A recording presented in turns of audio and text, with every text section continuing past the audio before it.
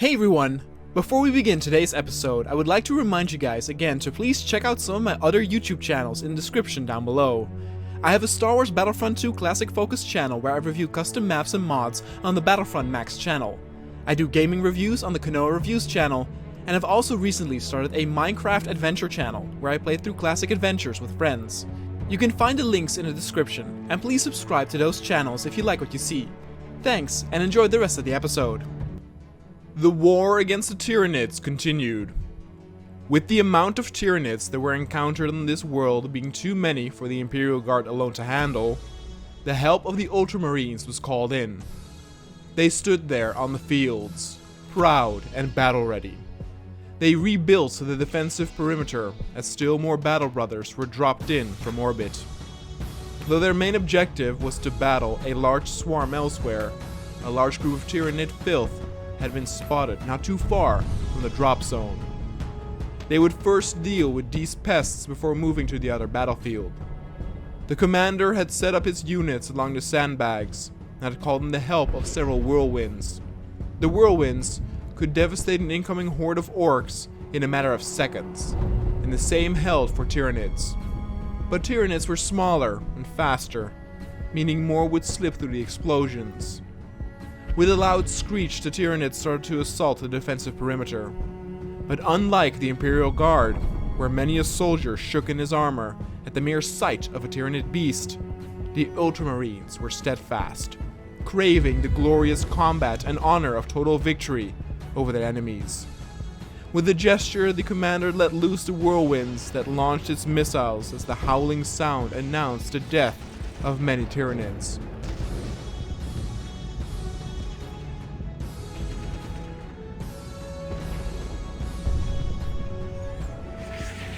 The explosions were glorious and awe-inspiring, as entire groups of xenofilth went up in red mist.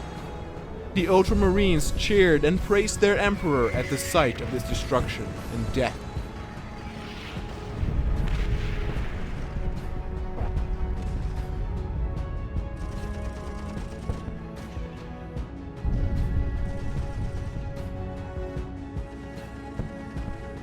But as the lights of the explosive missiles vanished, the Tyranids that were still able were approaching fast.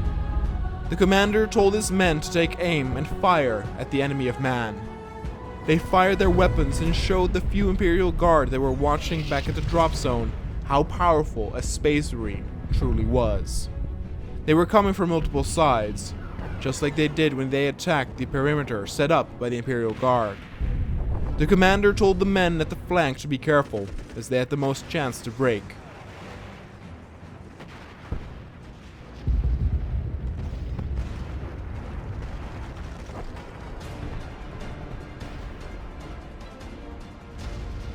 The powerful warrior Tyranids were able to cut through their armor and severely wound a Space Marine as well. But a Space Marine could battle on with wounds so severe it would bring the most powerful man to his knees.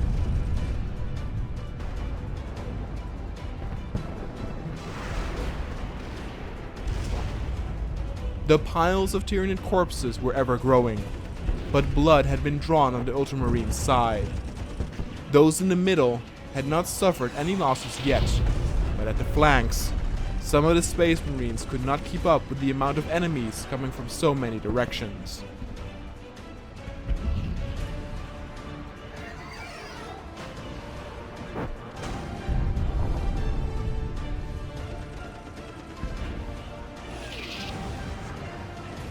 The first of the Ultramarines died. It was like a death by 1,000 cuts, as the Marine had been struck down by a swarm of Tyranids. But losing brothers in battle was inevitable. It did not decrease the battle spirit of a single Ultramarine. The commander was still assured of victory, even with his right flank taking multiple casualties, as Space Marines were decapitated and ripped to shreds.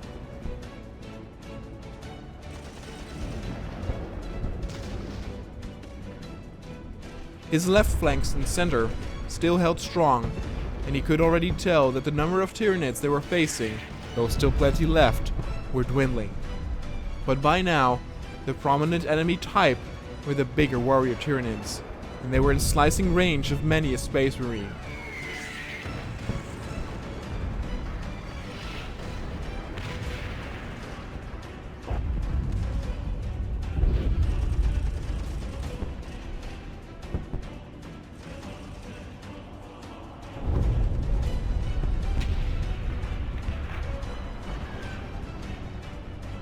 The flamethrower units continued to scorch the aliens, while the commander now heard that the left flank was taking casualties too.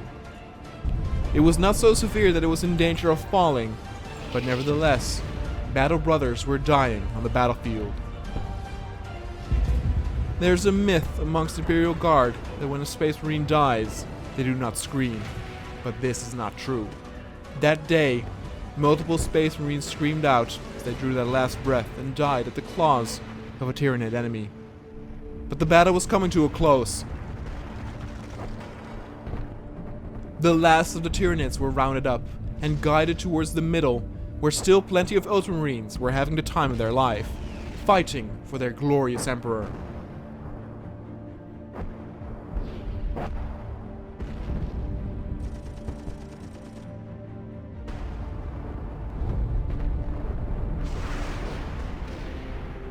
With the last of the Tyranids slaughtered and the dust settled, it became clear how many Ultramarines had lost their lives during this first assault. The commander held a small speech in their name and told his battle brothers to honor them, but not to mourn them, for they received a glorious death in fighting for their very own emperor. With this battle having ended, the next one already presented itself as first intended. Multiple dreadnoughts, fatally wounded Space Marines that were giving another chance at serving their emperor in their very own mobile sarcophagus, had arrived and informed the commander that the large targeted swarm was on the move. Multiple units, including more whirlwinds and predators, had arrived on the scene as well. Since this swarm they were about to face was much bigger than the one they confronted just now, able Imperial Guard would accompany them. The main battlefield was a desolate open area with craters sprawled all over from orbital bombardments. But this time, there were more units present in the swarm than before, according to intel, including long-range units. This made them more deadly to both Imperial Guard and Space Marine alike. Not only that, they had units at the rear that would serve as their own form of artillery. The spores they would unleash would be harmless against their vehicles, but would kill the Imperial Guard with ease, and might even disorient the Space Marines when hit. The commander did not like the odds. The craters meant that the Tyranids had cover on their approach, meaning many more were able to get close before coming at an angle to hit them. And with the ranged units in the swarm, it would be undoubtedly a bloodbath. But this was what they trained for. This is what Space Marines do. And whether he liked it or not, the Emperor's will was absolute.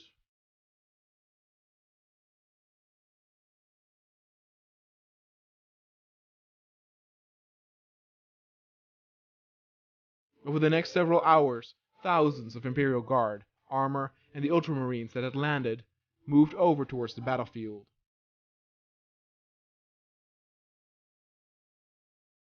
Despite facing unlikely odds, many Imperial Guard were very excited to fight alongside the honorable Space Marines. The craters would also act as a disadvantage for their tanks, but at least they would not be easily destroyed by the Tyranid filth.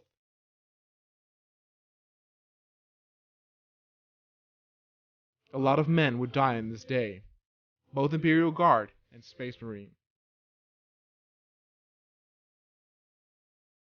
But all hoped and knew in their hearts that they would not go down without a fight and would bring down this enemy of man with them.